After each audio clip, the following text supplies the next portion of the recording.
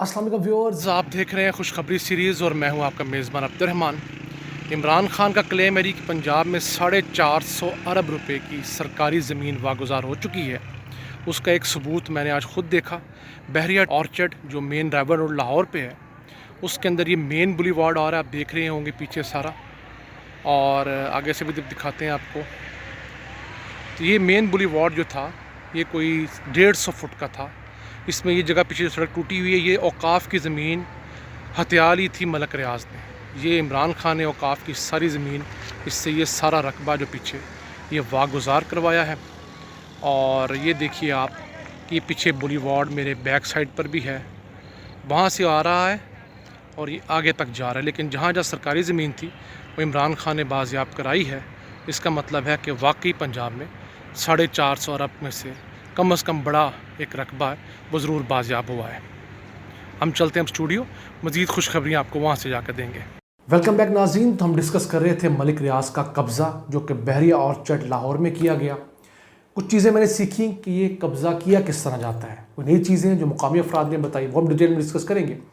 उसके अलावा आपको बताएंगे कि मलिक रियाज ने जो कराची के अंदर सरकारी ज़मीन थी 16,896 एकड़, उस पर जो कब्ज़ा किया था, उसके ऊपर सुप्रीम कोर्ट ने 460 अरब रुपए का जुर्माना डाला था।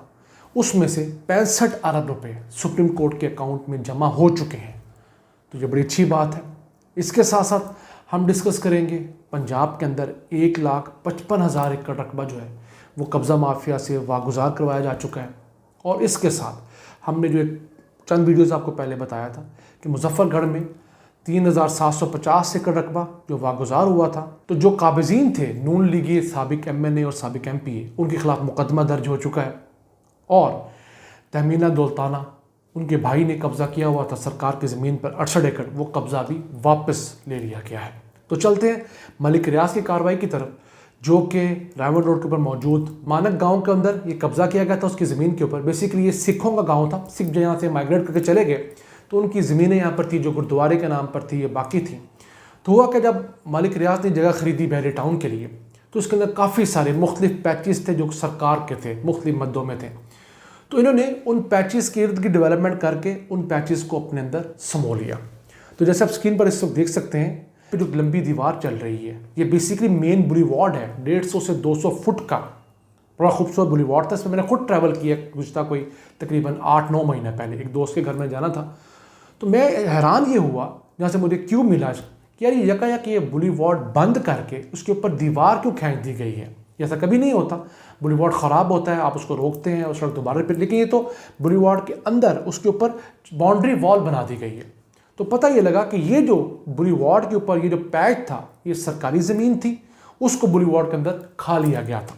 तो हुकूमत आई, उन्होंने ये जगह कब्जे में की वापस और ये तमाम बुलीवार्ड उखाड़ फेंका और इसके ऊपर चारदीवारी कर दी। तो इस वजह से उनको अब अपना बुलीवार्ड ख़त्म करना पड़ा है 200 फुट का, और उस ट्रैफिक को जो है वो 20-25 फुट की जो एक साइड पर सड़क है उसके ऊपर उनको कन्वर्ट करना पड़ा है।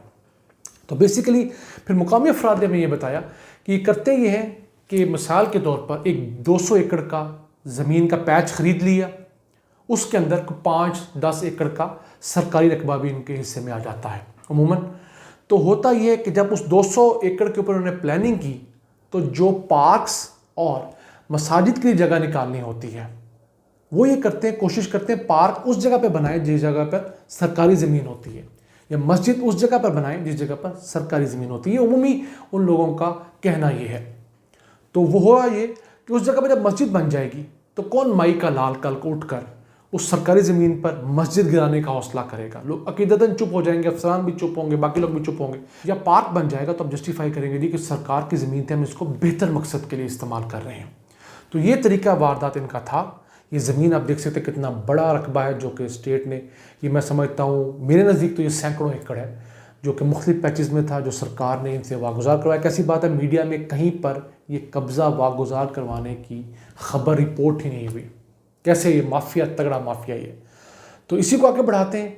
ये जगह तो वागुजार हो गई है, मैं उम्मीद करता हूँ कि हुकूमत जो है, चलें अब इस जगह को आप ले नहीं सकेंगे, दोबारा कब्ज़ा हो जाएगा, तो आप इसको मार्केट रेट के ऊपर मलिक रियाज को फ़रोख्त कर दें। जो आज का रेट है उस जगह पर तकरीबन 2 करोड़ रुपया कनाल है, तो आप इनको 2 करोड़ रुपये के हिसाब से इनको बेच दें, तो ताकि आपके ख़जाने में कुछ पैसे ज़रूर आ सकें। इसी के साथ चलते हैं 2018 की खबर की तरफ। तो वो ये थी कि बहरिया टाउन लाहौर ने सिर्फ लाहौर के अंदर 106 कनाल के ऊपर कब्जा किया हुआ था, जो कि 4 अरब 12 करोड़ रुपए की ज़मीन थी। उसमें से काफ़ी सारी जगह पर कब्जा वागुजार करवा लिया गया, कुछ जगह पर हुकूमत खामोश भी हो गई है।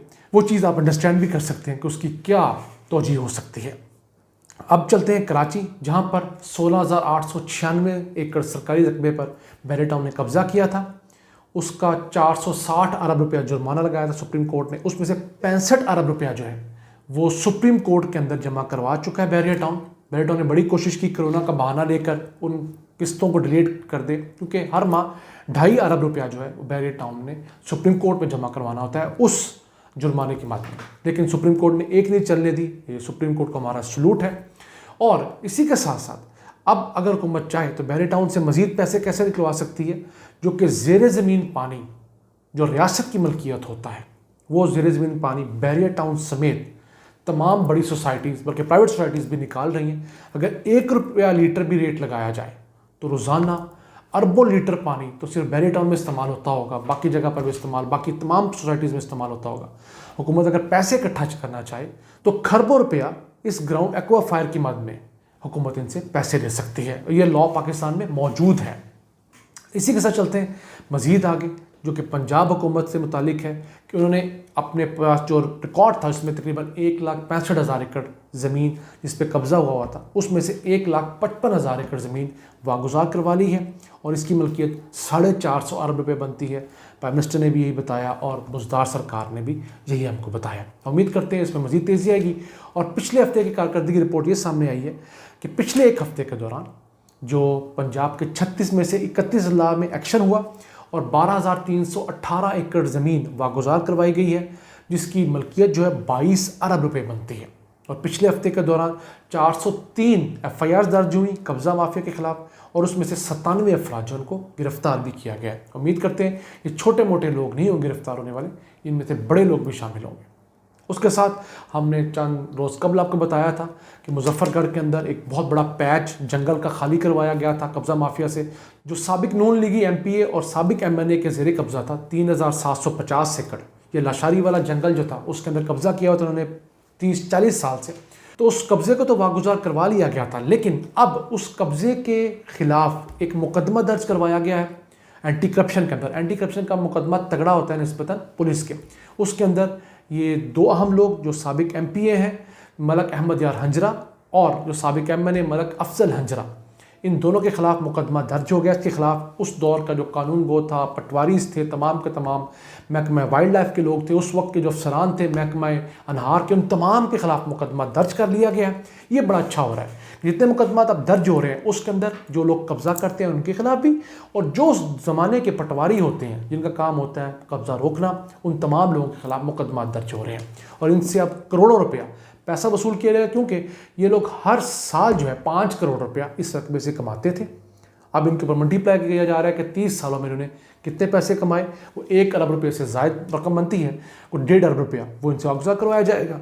इसके साथ चलते हैं विहाड़ी, जहाँ पर नून लीग स्टार्ट साबिक MNA तहमीना दौलताना के भाई जाहिद दौलताना से 48 एकड़ रकबा जो है वो महकमा अनहार का वागुजार करवा लिया गया है।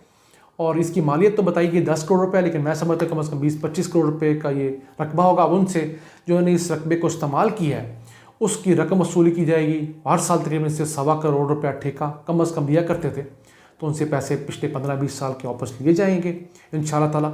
इसी के साथ साथ माइज़ा हमीद, उनके शौहर ने 63 एकड़ रकबे पे कब्ज़ा किया हुआ था महकमा अनहार के, उनके खिलाफ अब इंक्वायरी चल रही है। उम्मीद है वो भी आइंदा चंद दिनों में ये रकबा भी वागुजार करवाया जाएगा। तो जनाब ये मैंने आपको तस्वीर दिखाई, वीडियोस दिखाई, अखबारी तराशे दिखाए। उम्मीद करते हैं इंशाल्लाह ये कब्ज़े वागुजार करवाने का सिस्टम जारी रहेगा। सरकार अवामी मलकियत के ऊपर पहरा देगी और उसको अवाम के लिए इस्तेमाल करेगी। इन अल्फाज के साथ अपने मेज़बान अब्दुर्रहमान को इजाज़त दीजिए और अल्लाह से दुआ गो रहिए कि पाकिस्तान पर अपनी रहमतें और बरकतें नाज़िल फरमाता रहे। अल्लाह ने के पान।